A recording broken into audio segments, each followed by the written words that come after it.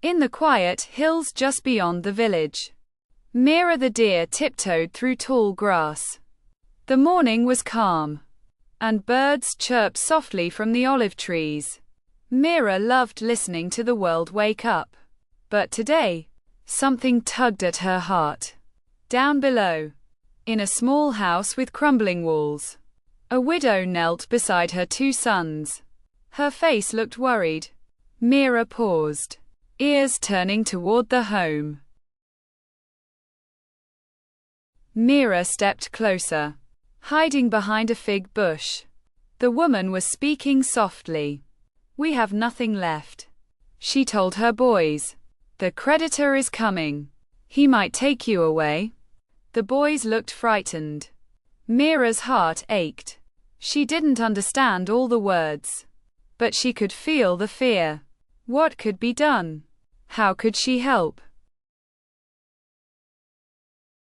Just then, a man walked up to the house. He had a long beard and kind eyes. Mira recognized him. It was Elisha, the prophet. The widow stood quickly and told him everything. Mira listened as Elisha asked, "What do you have in your house?" The woman whispered, "Only a small jar of oil." Elisha nodded and gave her a curious instruction. "Go and borrow jars from your neighbors. Empty ones.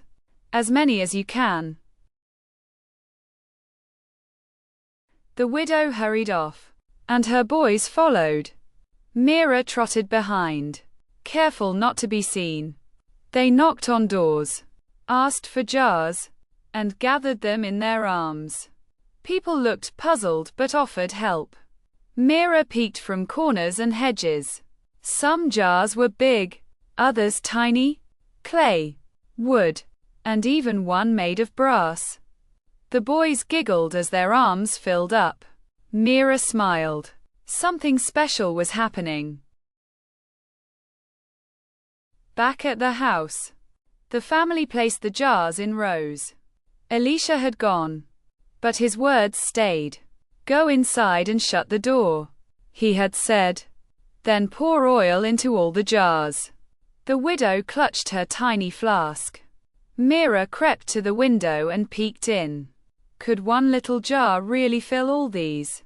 She watched with wide eyes. The woman lifted the jar carefully and tipped it into the first pot. Thick, golden oil flowed out smoothly. The pot filled. Then the next. And the next? Mira gasped. The oil didn't stop.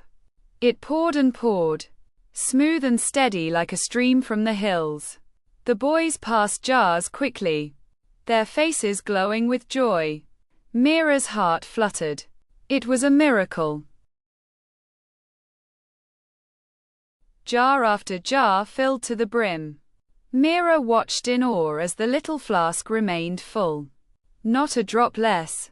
It was as if the oil came from heaven itself. The boys stacked the full jars neatly, giggling every time one overflowed.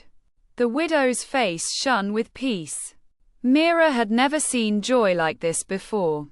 She pressed her nose gently to the window frame and whispered, "Thank you, God." Finally, the last jar was filled. The oil stopped. Not one drop remained. The woman looked down at the empty flask, then at her sons, and laughed. "We must go tell the prophet," she said. Mira followed quietly as they ran back to Elisha's home. Her hooves clicked softly on the path. She couldn't wait to hear what he would say. Elisha smiled as they arrived. The woman explained what had happened, her voice full of wonder. Elisha nodded. "Go, sell the oil and pay your debts," he said. "You and your sons can live on what's left." The widow wept with joy. Mira felt something warm fill her chest. God had provided more than enough. He had multiplied her little into something great. As the family walked home, Mira stayed close behind, her hooves barely making a sound. The village looked different now. Hope had bloomed like flowers after rain. People smiled as the widow passed, and children waved at her sons. Mira saw the difference kindness could make. A miracle had happened, but it had started with faith and a simple step of obedience. Back at the little house, the widow and her sons began selling the oil. Neighbors came from every direction, holding small bags of coins. "I'll take a jar," one said. "Two for me," said another. Mira watched from the shadows as the jars disappeared one by one. The family's worry melted with each exchange. Soon, they had enough for the debt, and more to live on.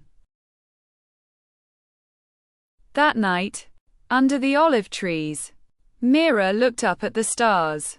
The same God who had created the galaxies had filled every jar. Not because the widow was strong, but because she trusted and obeyed. Mira had never spoken a word, but her heart was full of understanding. Even the smallest faith can open the door to big things, she thought. In the days that followed, Mira stayed close to the widow's home. She helped by nudging jars into place with her nose or carrying little twigs for the firewood pile. The boys giggled when she appeared, and the widow smiled, as if knowing she was part of the story too. Mira didn't need applause. Just being near this miracle was enough. Mira followed the boys to the village market one day. She stood under the shade of a fig tree as the family sold their last jar of oil. Coins clinked into a pouch, and the widow's eyes shone with peace. "God provides," she whispered. Mira turned her head toward the sky. She had seen it with her own eyes. On the way home, the boys picked wildflowers and tucked them behind Mira's ears. She walked proudly, her hooves light on the path. She wasn't just an observer now. She was a witness. And that made all the difference. Mira knew she would never forget this family or the lesson their faith had taught her. That evening, Mira sat near the window as the family lit a lantern inside. Its warm glow spilled into the dark. Just like their story, Mira thought about how it had all started, with one little jar and a willingness to obey. That thought made her smile. Sometimes God's biggest blessings begin with something small. The wind rustled the fig leaves as Mira curled beneath a bush. She could still hear the laughter of the boys and the widow humming a soft tune. Mira closed her eyes, not just to sleep, but to remember. She had seen God move. She had seen love, trust, and quiet miracles, and that made her heart light. From that day on, whenever someone in the village felt afraid or unsure, Mira would gently appear beside them. A soft nuzzle, a flick of her ear, a gentle glance. Reminders that God sees, hears, and provides. She became a quiet comfort, pointing hearts back to the one who fills empty jars.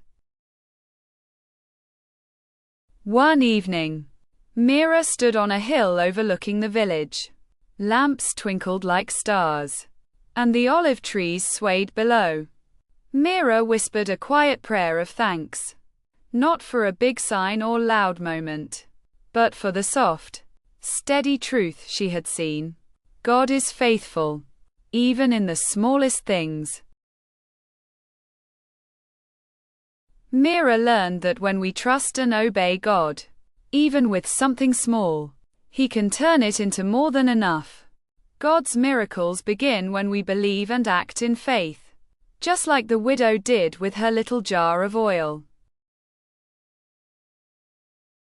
Key verse. The jar of oil did not run dry. According to the word of the Lord spoken by Elisha, 1 Kings chapter 17, 16. NIV. The next day, Mira wandered quietly through the olive grove. As she passed the widow's house, she paused. Inside, the family was laughing over a meal. There was no fear now, only peace. Mira's heart lifted. She had watched God's provision, step by step. It reminded her that even when we can't see the end, God is already working in the middle. That evening, a gentle breeze blew across the hills as Mira stood under the stars. She thought of the jars, the oil, the joy in the widow's eyes. God sees the small things, she whispered, and He fills them with more than enough. Mira closed her eyes, resting in the quiet truth she now knew deep in her heart. Mira learned that when we trust and obey God, even with something small, He can turn it into more than enough. God's miracles begin when we believe and act in faith, just like the widow did with her little jar of oil. Key verse. The jar of oil did not run dry, according to the word of the Lord spoken by Elisha. 1 Kings chapter 17, 16. NIV.